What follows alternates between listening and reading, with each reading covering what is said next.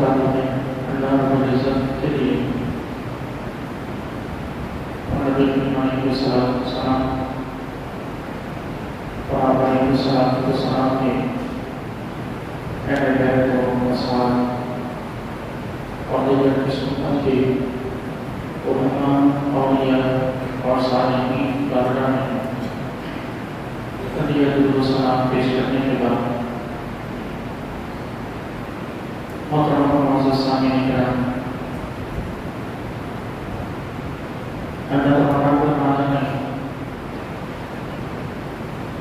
اپنے نبی صلی اللہ علیہ وسلم کو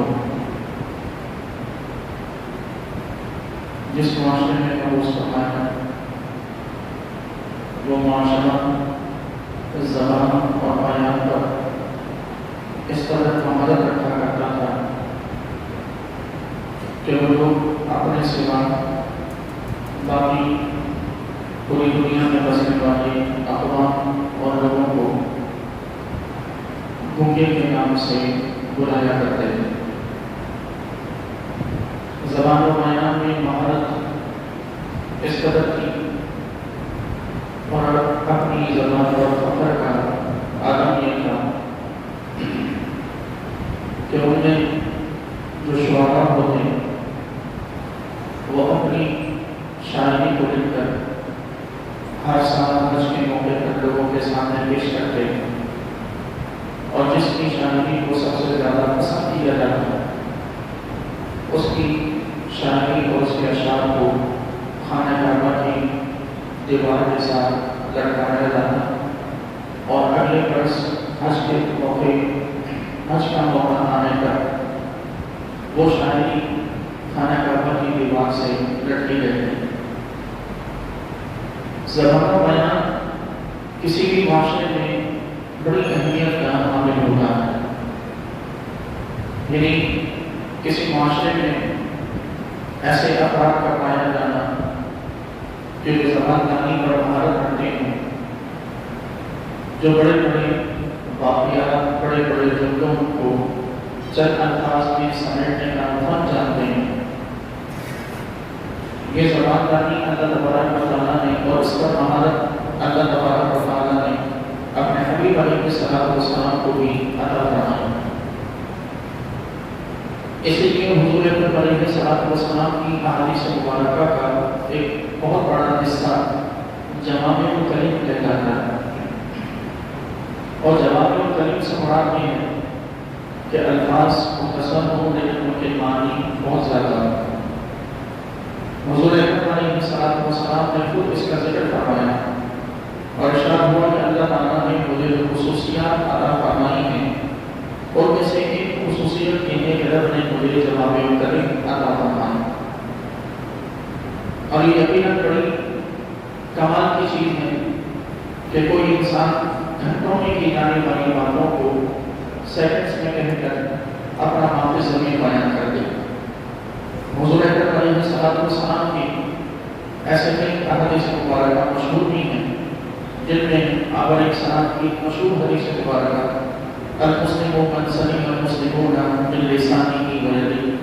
کہ مسلمان وہی ہے کہ جس کے ہاتھ اور اس کی زبان سے دوسرے مسلمان محفوظ رہیں۔ اب ہاتھ اور زبان کا ذکر حضور نے صرف یہاں فرمایا،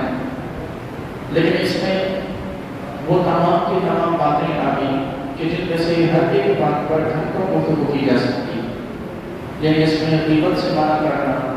اس میں چغلی سے منع کرنا، اس میں گالت گلوچ کی ممانعت، اس میں اپنی زبان کے ذریعے کسی دوسرے کی دل آزادی سے ممانعت، اس میں اپنے ہاتھ کے ذریعے کسی کو تکلیف دینا، کسی کو چوٹ پہنچانا، کسی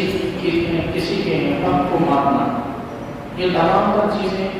اس ایک حدیث مبارکہ میں نبی کریم علیہ السلام نے مختصر انداز میں جمع فرمایا۔ اس زبان دانی میں ایک شعبہ اگر ہم کہیں تو وہ شاعری کا درجہ کہلاتا ہے۔ اسلام میں شاعری کی ممانعت ہرگز نہیں ہے۔ اگر ممانعت ہوتی تو حضرت سیدنا حسان بن ثابت رضی اللہ تعالیٰ، حضرت عبداللہ بن رواحہ رضی اللہ تعالیٰ اور ان جیسے دیگر دیگر جو صحابہ جو شاعری کیا کرتے تھے حضور اکرم علیہ السلام انہیں منع فرماتے. البتہ اسلام میں ہر چیز کی جہاں حد بندی کی گئی، چیزوں کو مقید کیا گیا، وہاں نبی کریم علیہ السلام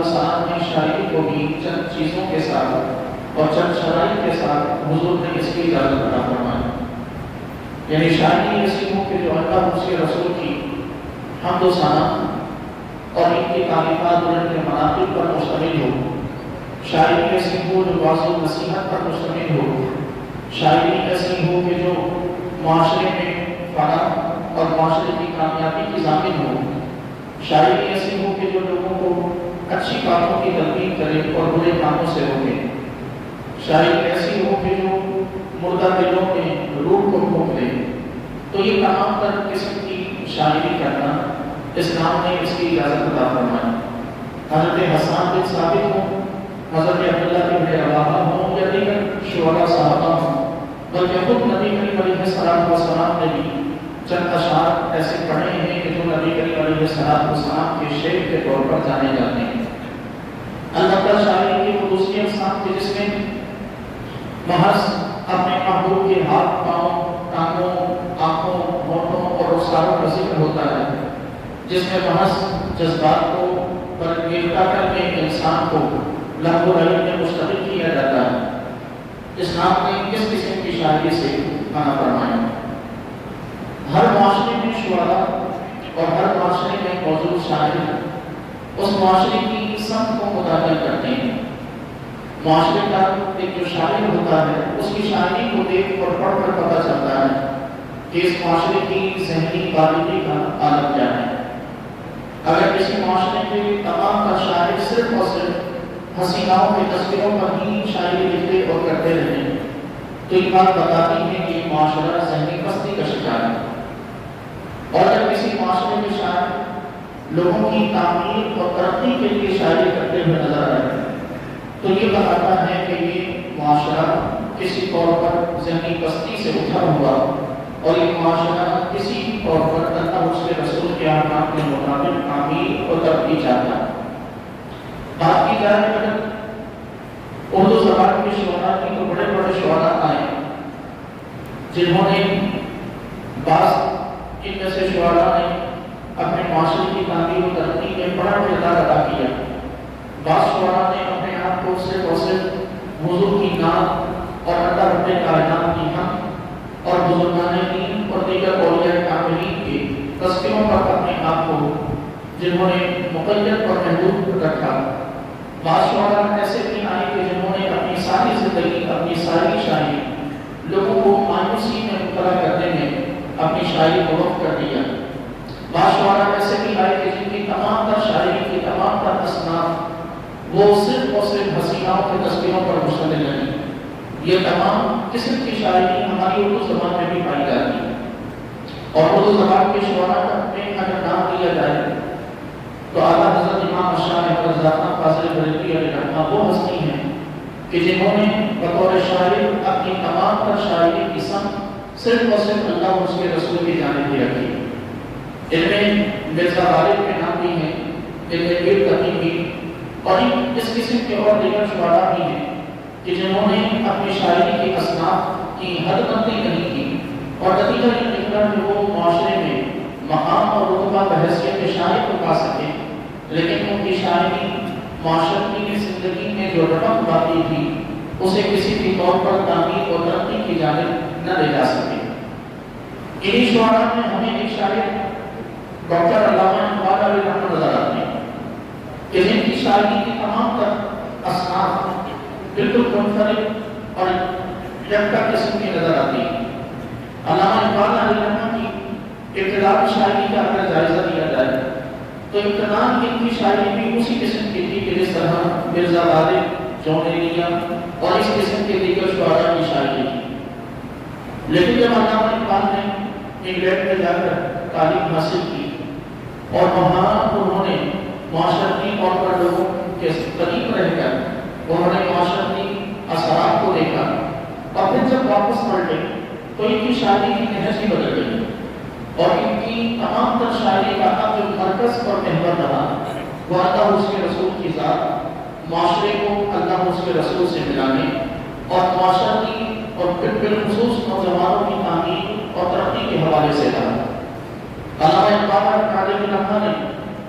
اپنی زندگی کے وہ برس کہ جو انہوں نے انگلینڈ میں اور یورپ میں گزارے، ان برسوں میں معاشرتی طور پر بڑا فرق دیکھا۔ آپ کو سمجھ لیجیے کہ جب کوئی غریب گھرانے کا کوئی شخص یا کوئی ایسا شخص کہ جس کے گھرانے کو مذہبی طور پر کوئی نسبت حاصل ہو، جس کا خاندان مذہبی خاندان کہلاتا ہو، ایسے خاندان کا جب کوئی فرد باہر جاتا ہے اور باہر جا کر وہ مغربی تہذیب کو قریب سے دیکھتا ہے تو اسے پھر اسلام کی اصل ویلیو کا پتہ چلتا ہے۔ وہ پھر فرق کرتا ہے کہ اسلام کیا کہتا ہے اور مغرب میں کیا کچھ ہوتا ہے۔ لیکن اگر کوئی ایسے گھرانے کا فرد ہو کہ جسے دین سے، مذہب سے کسی قسم کا کوئی سروکار نہ ہو، ایسے گھرانے کا فرد جب باہر مغرب میں جاتا ہے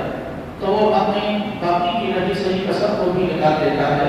اور وہ مغربی تہذیب اور مغربی رنگ میں اپنے آپ کو رنگ لیتا ہے۔ علامہ اقبال علیہ الرحمہ کی اگر ان کے خاندان کا جائزہ لیں تو یہ سراسر مذہبی خاندان تھا، اور علامہ اقبال علیہ الرحمہ اس مذہبی خاندان سے نسبت رکھتے ہوئے جب حصول تعلیم کے لیے باہر جاتے ہیں تو آپ علیہ الرحمہ کی اب ذہنی سمت بدل جاتی ہے، اور وہ تمام تر چیزیں کہ جو اسلام عطا کرتا تھا ان تمام تر چیزوں کی ویلیو مغرب میں جا کر علامہ اقبال کو ان تمام ویلیوز کا احساس ہوتا ہے۔ واپس آنے کے بعد پھر جو شاعری کی سمت بدلی ہے، پھر ساری کی ساری زندگی علامہ اقبال علیہ الرحمہ نے عشق رسول کی بات کی، ساری زندگی علامہ اقبال علیہ الرحمہ نے لوگوں کو نبی کریم علیہ السلام کے مقام اور رتبے سے آگاہ کیا، اور پھر وہ ان کے دل میں وہ رمق اٹھی اور وہ حسرت پیدا ہوئی کہ کاش کے آج کا مسلمان حضور اکرم علیہ السلام کے دین پر عمل پیدا ہو جائے، کاش کہ آج کا نوجوان ان اسلوب اور ان طرز پر اپنی پرورش پائے کہ جو اسلوب اور جو طرز اللہ اس کے رسول علیہ السلام نے عطا فرمائے۔ علامہ اقبال کی شاعری کا آپ جائزہ لیں، مرتبہ کی جامع مسجد میں جب آپ علیہ الرحمہ نے نوافل ادا کیے اور نوافل کی ادائیگی کے بعد جو اس کے بعد کی جو آپ کی شاعری ہے اور وہاں اس مسجد میں بیٹھ کر جو آپ نے اشعار لکھے اور مسلمانوں پر مرثیہ پڑھا، یعنی مرثیے سے مراد یہ ہوتا ہے کہ جب کسی شخص کا انتقال ہو جائے تو اس کے رنج میں جو اشعار پڑھے جاتے ہیں وہ مرثیہ کہلاتے ہیں۔ علامہ اقبال نے وہاں مسجد میں بیٹھ کر مسلمانوں کی تہذیب کا جو مرثیہ پڑھا وہ ہمارے لیے بڑا قابل ذکر ہے کہ وہاں علامہ اقبال مسلمانوں کی تعمیر کو، مسلمانوں کی ترقی، مسلمانوں کی تہذیب کہ جو اسپین میں اس وقت تک اس سے پہلے تک رائج تھی اور اسپین میں عیسائیوں کے غلبے کے بعد مسلمانوں کو وہاں سے نکالا گیا اور پھر اس تمام کی ایک نشانی کے طور پر طبقہ کی ایک جامع مسجد باقی رہی کہ جو آج بھی باقی ہے اور آج اسے میوزیم کا درجہ حاصل ہے کہ جس میں کسی کو اذان کی اجازت نہیں، جس میں کسی کو نماز کی اجازت نہیں۔ علامہ اقبال علیہ الرحمہ نے جب اس مسجد میں جا کر اکیلے جا کر اذان دی اور اکیلے جا کر خود اکیلے نماز پڑھی تو اس کے بعد ان کی دل کی کیفیت کا عالم یہ تھا کہ وہ فرماتے ہیں، میں اشعار کو نہیں، میں ان کے مفہوم آپ کے سامنے ذکر کرتا ہوں۔ وہ فرماتے ہیں کہ کیا بہتر تھا کہ مسلمان اللہ اس کے رسول کے احکام پر عمل پیرا ہوتے تو آج یہ دن نہ دیکھنا پڑتا کہ اس قدر عظیم جامع مسجد کہ جسے تاریخ میں ایک اپنا ایک انتہائی مقام اور رتبہ حاصل ہے، وہ اس طرح ویران پڑی رہتی کہ اس میں کوئی نہ تو اذان دینے والا ہے اور نہ ہی کوئی اس مسجد میں نماز پڑھنے والا ہے۔ علامہ اقبال علیہ الرحمہ کی واپسی کے بعد جو آپ نے حضور علیہ السلام کی عشق و محبت کو لوگوں کے دلوں میں راسخ کرنے کی کوشش کی، مثلا آپ نے فرمایا کہ دل مسلم مقام مصطفیٰ است کہ ہر مسلمان کے دل میں حضور کا مقام و رتبہ ہے، آبرو ماں زنا میں مصطفیٰ است، اور ہماری عزت اور ہماری آبرو کائنات میں جتنی بھی ہے وہ صرف اللہ کے حبیب علیہ السلام کے نام سے ہے۔ پھر ایک اور جگہ فرماتے ہیں کہ مصطفیٰ برسا خیش راہ کے کی ہماؤس اگر قانون رسی کی تمام لوگ حدیث کہ اگر حضور اکرم علیہ السلام دنیا میں تشریف نہ لاتے تو سارے کے سارے لوگ ابو لہب ہو جاتے۔ پھر آپ علیہ الرحمہ وزیر فرماتے ہیں کہ نگاہ کی کچھ عشق و مستی میں وہی اول وہی آخر، وہی قرآن وہی فرقان وہی یاسین وہی طٰہٰ. یعنی حضور علیہ السلام کی عزت، آپ علیہ السلام کے مقام و رتبے کو بیان کرتے ہوئے ارشاد فرماتے ہیں کہ نگاہ عشق و مستی میں وہی اول وہی آخر کہ جو حضور علیہ السلام سے عشق و محبت کا دعویٰ کرے، جس کے دل میں حضور کا عشق اور حضور کی محبت موسن ہو جائے، اسے پھر دنیا میں اور کوئی اول و آخر نظر نہیں آتا. اسے سب سے پہلے بھی اگر کوئی دکھتا ہے تو حضور کی ذات، سب سے آخر میں بھی اگر کوئی دکھتا ہے تو وہ حضور کی ذات ہے. اسی طرح آپ علیہ الرحمٰن نے پھر مزید فرمایا کہ ہو نہ یہ پھول تو بلبل کا ترنم بھی نہ ہو. فرماتے ہیں کہ اگر حضور اکرم علیہ السلام کی ذات اقدس کا پھول یہاں دنیا میں نہ ہوتا تو یہ تمام تر کائنات کی جو چہچہاہٹیں ہمیں سنائی دے رہی ہیں، اگر حضور اقدس کا وجود دنیا میں نہ ہوتا تو یہ پوری کی پوری کائنات میں اس کا کوئی ایک ذرہ بھی تکلیف نہ پاتا. علامہ اقبال علیہ الرحمٰن نے محض لوگوں کو حضور علیہ السلام کی عشق و محبت کی تکلیف نہیں کی، بلکہ آپ علیہ الرحمٰن نے اپنے وقت میں نوجوانوں کو بہت بڑا سبق دیا. کہیں نوجوانوں کو شاہین کا لقب عطا کیا، کہیں نوجوانوں کو اپنی خودداری کا سبق عطا کیا، کہیں نوجوانوں کو لوگوں کے سامنے جھکنے سے منع کیا، کہیں اپنی خود پسندی اور اپنی خود غرضی سے نوجوانوں کو باہر نکل کر اسلام اور عالم اسلام کی تعمیر اور ترقی کا سوچنے کے لیے کہا. کہیں آپ علیہ الرحمٰن نے نوجوانوں کے لیے یہ حکم ارشاد فرمایا کہ نہیں تیرا نشیمن قصر سلطانی کی غربت پر، تو شاہین ہے بسیرا کر پہاڑوں کی چٹانوں میں. یہ ایک ایسا واضح پیغام عطا فرمایا کہ تیرا مقصد، ایک نوجوان سے کہا کہ تیرا مقصد ہرگز یہ نہیں ہونا چاہیے کہ نہیں تیرا نشیمن قصر سلطانی کی غربت پر، کہ تیری تمام تک پرواز کسی سلطان کے محل تک نہ ہو، تیری تمام تک پرواز حکومت کے ایوانوں تک محدود نہ ہو جائے. تیری پرواز کا عالم یہ ہو کہ تم ان تمام ایوان سلطنت کے اوپر سے پرواز کرتا ہوا پہاڑوں کی چوٹیوں تک جا پہنچے اور پہاڑوں کی چوٹیوں پر بسیرا کرے. اور شاہین کا لقب کس لیے عطا فرمایا کہ شاہین اپنی ساری زندگی میں اپنے لیے کوئی گھر نہیں بناتا، کوئی اپنے لیے گھونسلہ تعمیر نہیں کرتا. تو نوجوانوں کو یہ فکر عطا فرمائی کہ نوجوان تمہاری زندگی کا مقصد محض گھر بار روزگار کا نہیں ہونا چاہیے، بلکہ تم امت مسلمہ کے نوجوان ہو. تمہاری زندگی کا مقصد صرف اور صرف اللہ اور اس کے رسول کے احکام پر عمل اور اللہ اور اس کے رسول کی احکام کی تبلیغ اور ترویج ہونا چاہیے. ایک گھر بار کے کمزور لوگوں کے تصور ہوتے ہیں کہ جن کی سوچوں کے سارے محور آ کر اپنے گھر بار تک آ کر کھڑی ہو جاتے ہیں، ان کی پروازیں یہیں پر آ کر ختم ہو جاتی ہیں. وہ اپنے گھر میں، وہ اپنی زندگی میں اپنا گھر بنا لے تو سمجھتے ہیں زندگی کا مقصد پورا ہو گیا. وہ اپنی زندگی میں بہتر روزگار پالیں تو سمجھتے ہیں کہ زندگی کا مقصد حاصل کر لیا. اور ایک بات فرماتے ہیں کہ نہیں، تمہاری زندگی کا مقصد بحیثیت مسلمان ہرگز یہ نہیں ہونا چاہیے کہ چند لاکھ کی تمہاری نوکری ہو جائے، تمہارے پاس بڑا ایک بنگلہ کے گھر ہو جائے، یا تمہاری پرواز حکومت کے ایوانوں تک ہو جائے. تمہاری زندگی کا مقصد یہ ہونا چاہیے کہ تمہاری ہر پرواز تمہیں پہاڑ کی چوٹی پر پہنچائے، تمہاری ہر پرواز اتنی اعلیٰ اور اتنی بہتر قسم کی ہو کہ تمہیں کوئی بھی شکاری اپنے جال میں پھنسانے کی کوشش کرے تو وہ ناکام نامراد ہو جائے. دنیا کے کسی بھی جال میں تم نہ پھنس سکو، صرف اور صرف اللہ اور اس کے رسول کی عطا کی ہوئی اونچائی پر تم ہمیشہ قابض رہو. یہ اقبال کا وہ تصور اور اقبال کا وہ پیغام ہے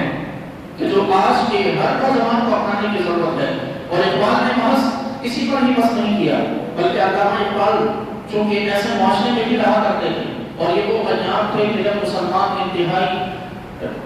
برے حالات کا شکار تھے. نہ سیاسی طور پر مسلمانوں کی کوئی پہچان، نہ ہی مذہبی طور پر مسلمان اپنے تمام تک احکام پر عمل کرنے میں آزاد، نہ ہی وہ عمارتی طور پر حکومت کے ایوانوں میں کسی پوسٹ یا کسی عہدے پر، نہ تعلیمی میدان میں مسلمان کسی طور پر آئے. یہ وہ دور تھا کہ جس دور میں مسلمان نہایت تبدیلی کا شکار تھے.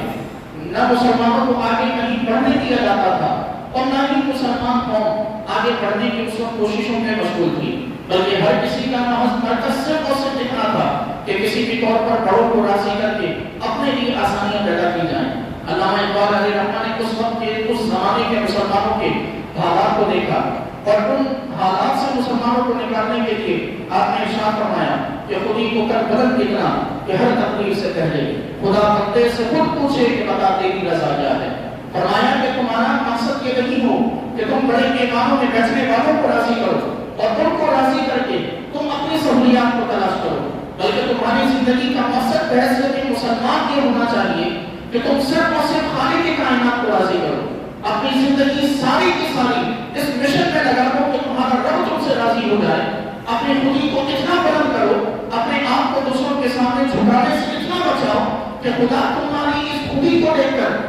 خدا تم سے آ کر خود پوچھے کہ بتا تیری رضا کیا ہے، اور پھر تمہاری تقدیر تمہاری مرضی کے مطابق لکھی جائے۔ اور اسی کا پیغام کے اور شعر میں بھی ارشاد فرمایا اور ارشاد ہوا کہ محمد سے وفا تم نے تو ہم دے رہے ہیں، یہ جہاں چیز ہے کیا لوح و قلم دے رہے ہیں کہ یہاں اگر حضور کی محبت اپنائی جائے اور حضور سے وفا کا تعلق نبھایا جائے تو فرماتے ہیں کہ رب کی طرف سے انعام کے عطا ہوتا ہے کہ اللہ تبارک و تعالیٰ لوح بھی ہاتھ میں دے دیتا ہے، قلم بھی ہاتھ میں دے دیتا ہے، اور بندے سے فرماتا ہے کہ اپنی تقدیر اپنی مرضی سے لکھتے چلے جاؤ۔ یہاں علامہ اقبال علیہ رحمہ کی زندگی اور ان کے پیغام کی اگر بات کی جائے تو علامہ اقبال علیہ رحمہ نے ان لوگوں کو کہ جو بڑے ادھر سے ادھر پھرنے والے لوگ ہوا کرتے ہیں ان کے لیے بڑا واضح پیغام ارشاد فرمایا۔ ارشاد ہوا کہ عشق قاتل سے بھی مقتول سے ہمدردی بھی، عشق قاتل سے بھی مقتول سے ہمدردی بھی، یہ بتا کس سے محبت کی جزا مانگے گا۔ یعنی تمہیں تمہارا عادت یہ ہے کہ جس کے ہاتھ خون سے خون مسلم سے رنگے ہوئے ہیں تم ان سے بھی اپنے تعاون کا انہیں بھی یقین دلاتے ہو، اور مسلمانوں کے ساتھ کھڑے ہو کر تم مسلمانوں کی سب میں شامل ہو کر تم مسلمانوں کو بھی اپنے تعاون کا یقین دلاتے ہو۔ وہ قاتل ہے اور یہ مقتول، اس قاتل سے بھی اور مقتول سے ہمدردی بھی، بتا کس سے محبت کی جزا مانگے گا۔ یعنی ان سے محبت کا صلہ مانگو گے یا ان سے مسلمانوں کے خون سے اپنے ہاتھوں کو رنگا ہوا ہے۔ اور فرمایا کہ سجدہ خالق کو بھی ابلیس سے یارہ نہ بھی، سجدہ خالق کو بھی ابلیس سے یارہ نہ بھی، حشر میں کس سے عقیدت کا صلہ مانگے گا۔ کہ تمہارا عالم یہ ہے کہ تم مسجد میں آ کر سجدہ خالق کو کیا کرتے ہو،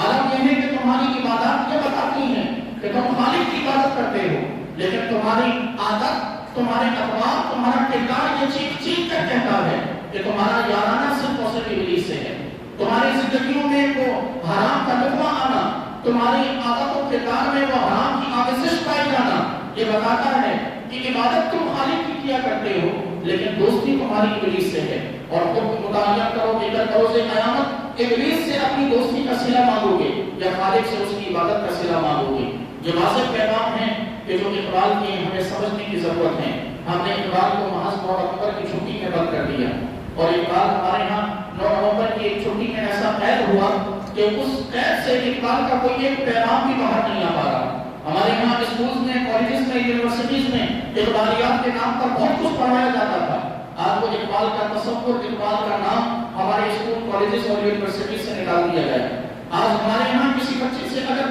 علامہ اقبال کا تعارف پوچھا جائے تو اسے صرف اتنا پتا ہوگا کہ 9 نومبر کو اقبال ڈے ہوتا۔ اس سے زیادہ اقبال کو ہم نے نہ پہچانا، اس سے زیادہ اقبال کو نہ ہم نے سنا، اس سے زیادہ اقبال کو نہ ہم کبھی سمجھ سکے ہیں۔ اور یہی وجہ ہے کہ آج کا ہمارا نوجوان حسیناؤں کے تذکروں پر مشتمل شاعری میں تو ضرور گھسا رہتا ہے، اسے وہ اشعار بڑے یاد ہوتے ہیں کہ جہاں کسی حسینہ کی لبوں کا ذکر مل جائے، جہاں کسی حسینہ کی کسی آنکھ کا ذکر مل جائے، اس کے رخسار کے تذکرے ہوں، لیکن اگر کسی کو یاد نہیں تو اقبال کی یہ فکر انگیز اشعار یاد نہیں، اگر کسی کو معلوم نہیں تو اقبال کا فکر انگیز پیغام معلوم نہیں۔ اور جب تک معاشرے میں فکر اقبال کو زندہ نہ کیا جائے گا تب تک یاد رکھیں کہ معاشرے میں نوجوانوں کے دلوں میں کبھی بھی کوئی ایسی رمق نہیں پیدا ہو سکتی کہ جو کسی معاشرے کے نوجوان کو مجبور کرے کہ وہ اللہ اس کے رسول کے احکام پہ عمل کرنے کے لیے کھڑا ہو۔ جب تک اقبال کی فکر کو جب تک عام نہیں کیا جائے گا تب تک ممکن نہیں ہے کہ کسی بھی طور پر معاشرہ ہمارا بہتری کا شکار ہو جائے۔ اور میں یہ بہتری محض حسن اخلاق کے اور حسن عادت کے اعتبار سے نہیں کہہ رہا، یہ بہتری اقبال کی جو فکر ہے، یہ فکر محض لوگوں کو حسن سلوک کے ساتھ پیش آنا صرف اس پر مشتمل نہیں، بلکہ اقبال کی فکر نوجوانوں کی فکر کو تازہ کرتی ہے۔ اقبال کی فکر، اقبال کا فلسفہ نوجوانوں کی فکر کو، نوجوانوں کی سوچ کو، نوجوانوں کے تصور اور تخیلات کو وہ پر لگاتا ہے کہ نوجوان اگر اقبال کے فلسفے کے سہارے اڑنا شروع کرے اور پرواز شروع کرے تو تو یہ ممکن نہیں ہے کہ پہاڑوں کی چوٹی پر پہنچنے سے پہلے کسی نوجوان کی پرواز دم توڑ جائے۔ اس لیے ضرورت ہے کہ علامہ اقبال اور اس قسم کے دیگر شعراء کہ جو معاشروں میں زندگی کی رحمت کو پیدا کرنے اور معاشرت کی زندگی کے ضامن ہیں، ضرورت اس بات کی ہے کہ ان کی فکر کو، ان کے فلسفوں کو عام کیا جائے، ان کی سوچ کو، ان کے تخیلات کو عام کیا جائے۔ ضرورت ہے کہ لوگوں کو، بچوں کو، نسلوں کو اقبال پڑھایا جائے، اقبال سمجھایا جائے، اقبال سکھایا جائے کہ ان کی زندگی میں وہ خودداری پیدا ہو، ان کی زندگی میں وہ خودی پیدا ہو کہ خدا ہماری تقدیر ہماری اپنی مرضی سے بدلے۔ خالق کائنات سے دعا ہے کہ پروردگار ہم سب کو عمل کی توفیق